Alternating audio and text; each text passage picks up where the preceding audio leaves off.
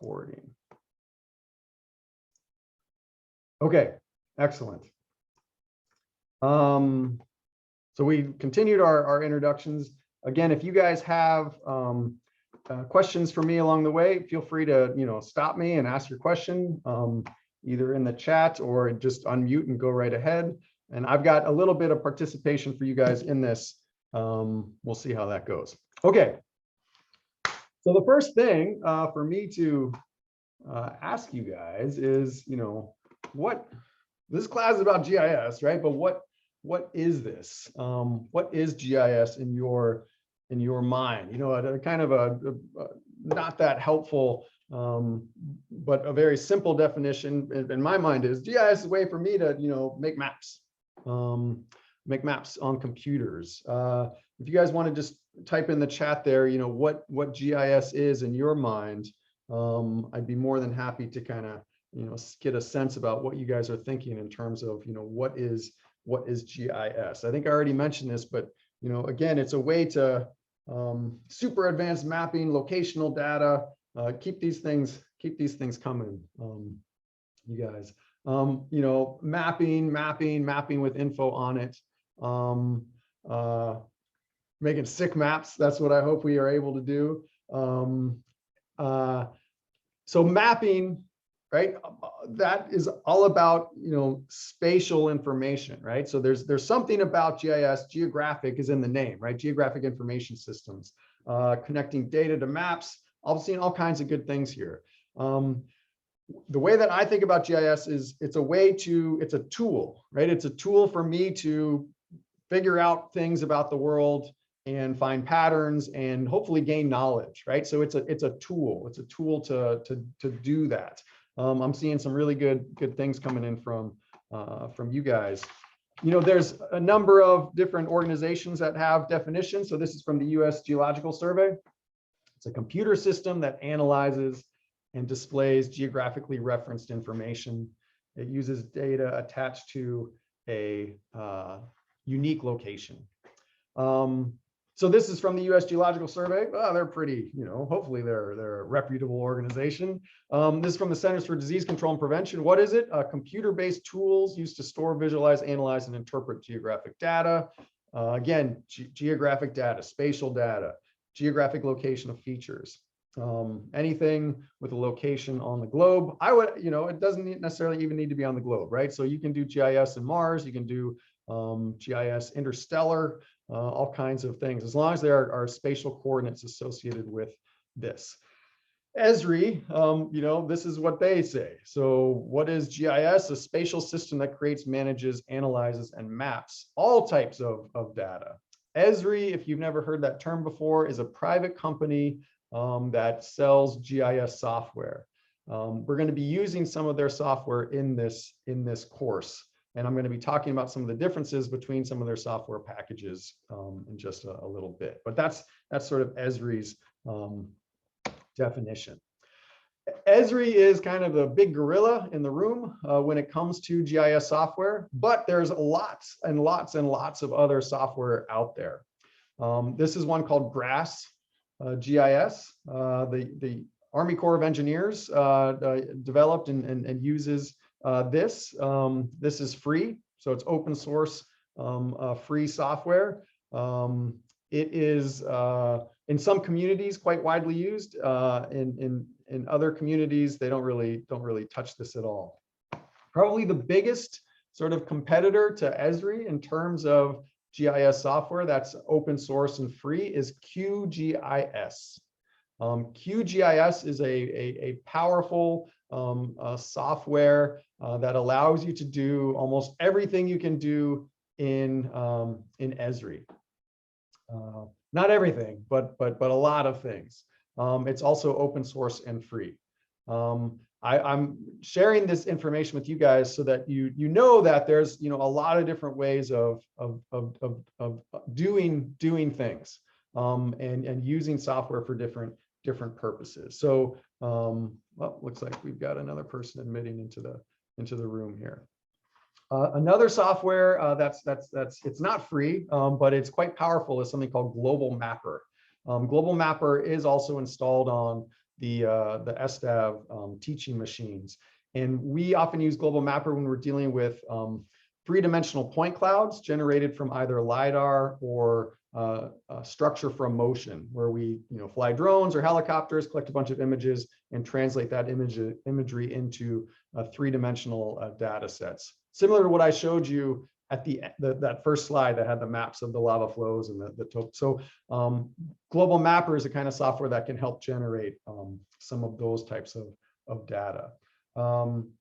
Yeah, so Avalon's chiming in about QGIS. It's great. So yeah, it is great, and it is again widely used in some communities, not in others. This is a very simple representation of what's really at the heart of GIS data. So this is two columns, right? An X column and a Y column, and then there's numbers, right? And so that looks pretty boring, and with 5.53, 6.6, 4.7.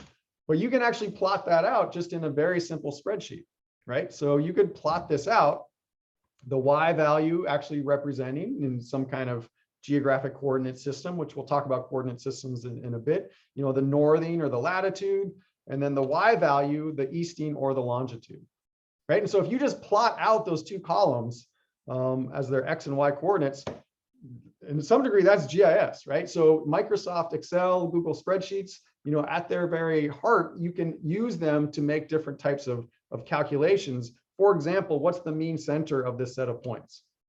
Well, it's right there, right?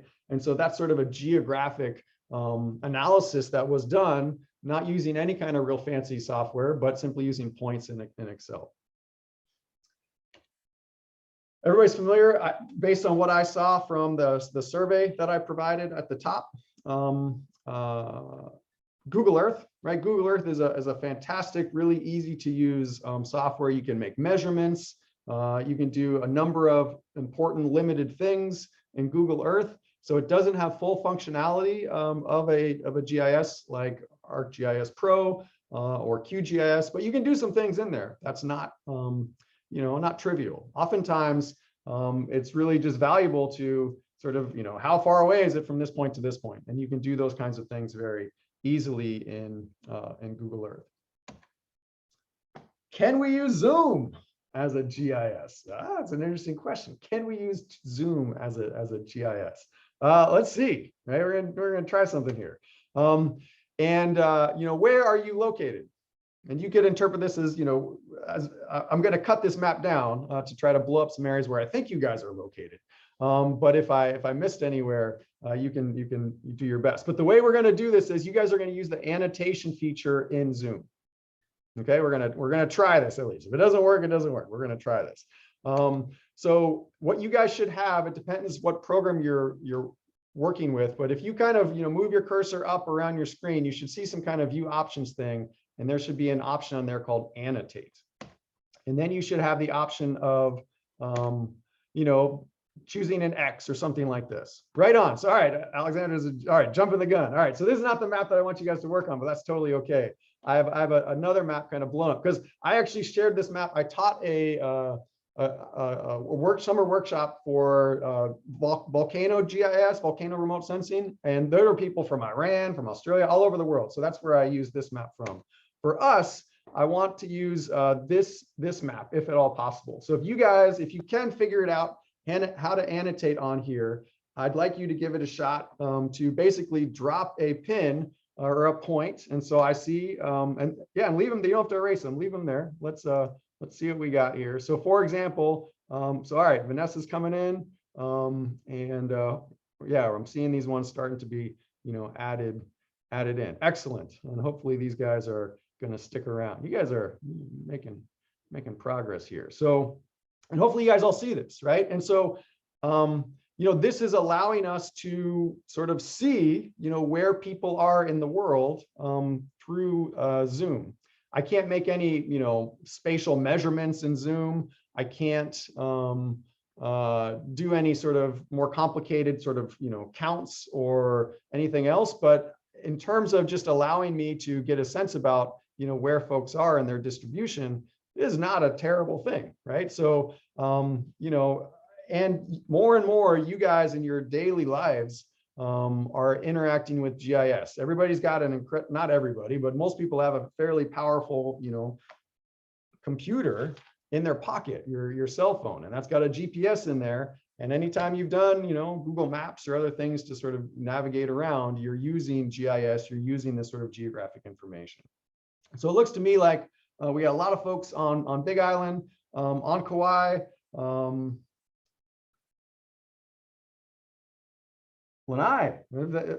That's what I'm seeing.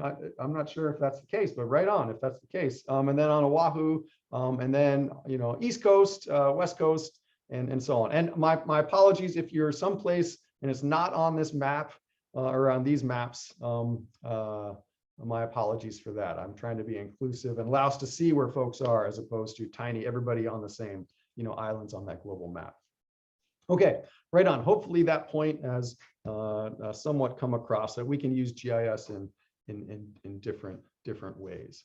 So don't feel bad, but I'm gonna clear these annotations just because it might be a little distracting as we move on to additional slides. So I'm gonna clear all these guys. But it looks like most of us are around Hilo side, and then the rest kind of scattered around, which is fantastic. This is one of the great things about teaching remotely.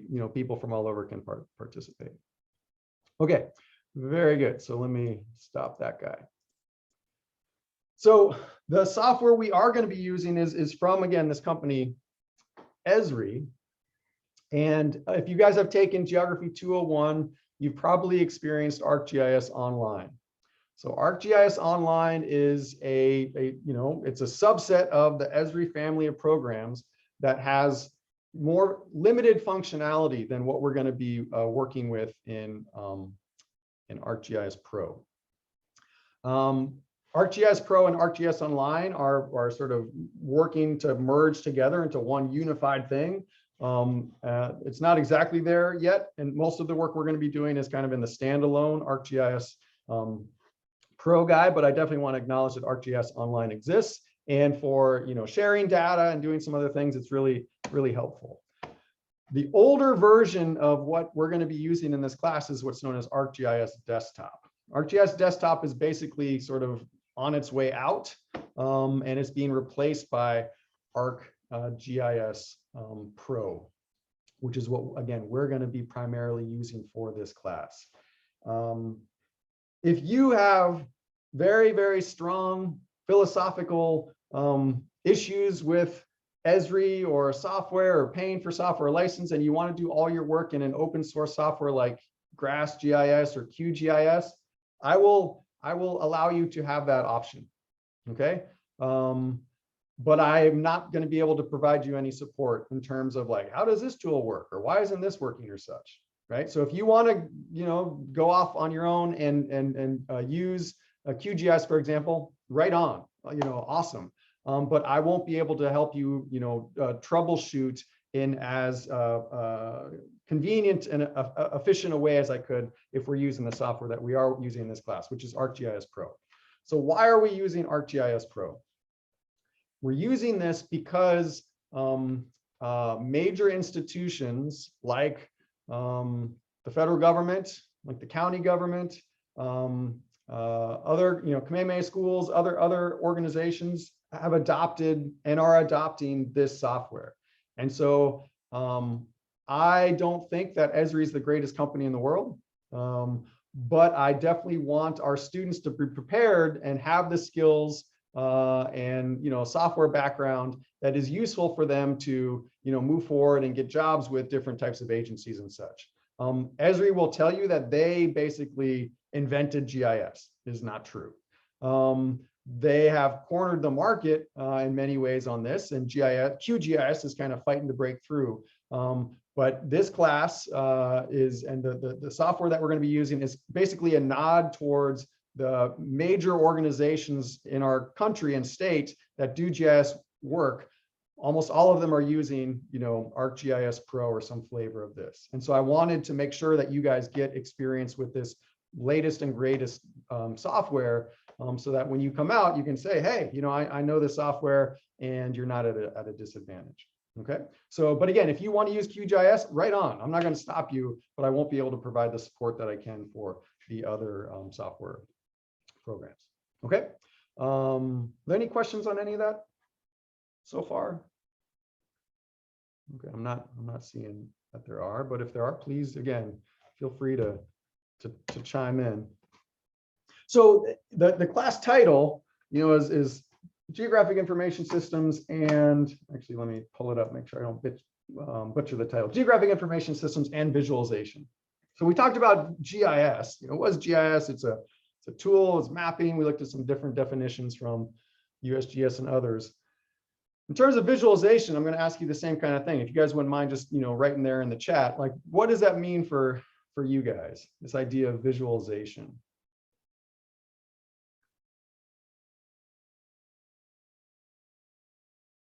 And I'll give a second for seeing is believing, being able to see data. Great, keep them coming. I'm very interested in seeing what you guys have to say for these things. This idea about, you know, reducing complexity, starting with something complex and sort of simplifying it, seeing it in being able to see features of a location, perception, to clearly interpret data, visual representation of spatial data. Imagery. Okay, seeing the data in a meaningful way. Yeah, I think these are really good. I think that idea about visualization, it allows us to see the raw data in a way which allows us to look at and recognize and interpret, you know, patterns and trends and other things that maybe wouldn't be as apparent if you were simply looking at, you know, a spreadsheet of numbers. And so it's a way for us to get meaning from the data, and the data being data which has, you know, spatial coordinates associated with them. And a visualization can be just as simple as that, you know, Excel spreadsheet thing I showed, where it's just like the columns of data and then you plot the points, right? That's a visualization of those raw data. But it can also be much more elegant and much more powerful than that.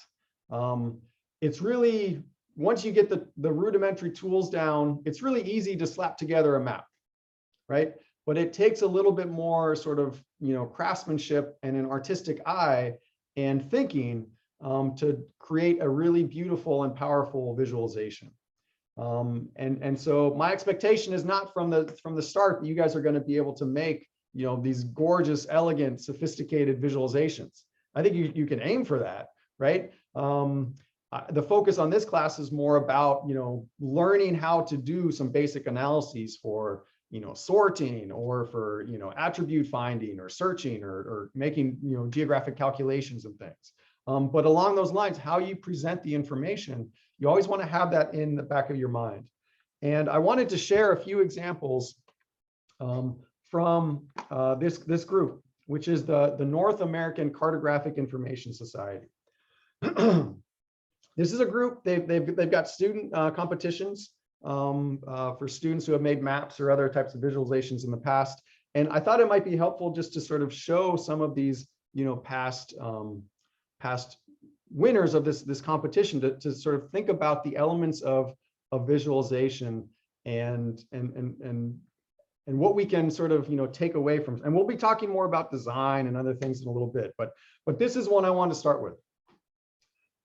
So this is, I think this is pretty cool. So this is the winner from, I'm not sure what year this won, but basically this is every New York City rooftop from which you can see the Statue of Liberty, and vice versa, right? So all those ones highlighted in red, you can see the Statue of Liberty, and from the Statue of Liberty, you could see all of those rooftops, right? And so this is simple.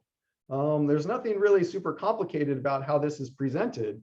But it's really, I really like this one. I think it's really nice and clean, and it's a cool idea, right? And so again, they're using geographic data to visualize something that intuitively makes sense, but you can actually see these patterns here that you wouldn't otherwise be able to see.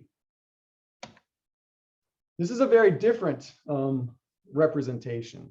And there are some really interesting choices that were made for this visualization. So this is a map that was done, or a visualization that was done, and it's showing mine mountaintop removal in West Virginia from coal mining. And so coal mining in the Appalachians, they do, basically mountaintop removal. So they basically blast mountains down with explosives because there's coal seams inside that landscape. And they, blast the top off a mountain, and then they mine it for coal, and then they blast it again, and then they mine it for coal, and then they blast it again. And so you go from a mountain, and you basically, remove it and make it lower and lower and lower and lower, as long as there's, economically worthwhile material to remove from there.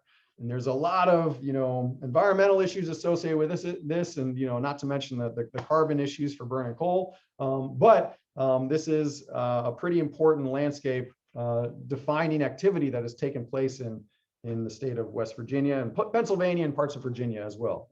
And I'm actually originally from Virginia. There are some really, I think, powerful design choices that were made for this visualization. And I'm curious your thoughts about that. The person that designed this map, they made some choices here.